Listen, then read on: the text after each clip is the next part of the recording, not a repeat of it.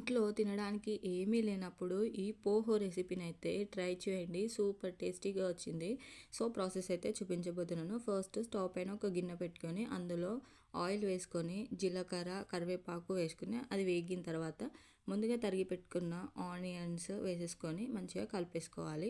అది మంచిగా వేగిన తర్వాత అందులో కొంచెం అల్లం పేస్ట్, పసుపు కూడా వేసేసుకొని కలిపేసుకోవాలి.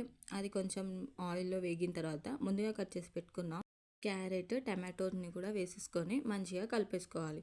అది మంచిగా వేగిన తర్వాత అందులో మనకి రుచికి సరిపడా ఉప్పు, కారం, ధనియాల పొడి కూడా వేసేసుకొని మంచిగా కలిపేసుకోవాలి.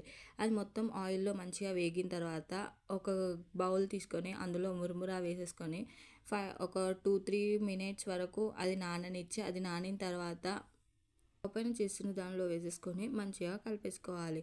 అది మంచిగా కలిపేసుకున్న తర్వాత ఒక 2-3 మినిట్స్ వరకు మనం మూత పెట్టేసి ఉడకనివ్వాలి. అది మంచిగా ఉడికిన తర్వాత అంతే, సర్వింగ్ ప్లేట్లో సర్వ్ చేసుకుంటే అంతే, మన పోహా అయితే రెడీ అయిపోయినట్టే. సో, మీరు కూడా ట్రై చేయండి. ఎలా వచ్చిందో కామెంట్ బాక్స్లో కామెంట్ చేయండి.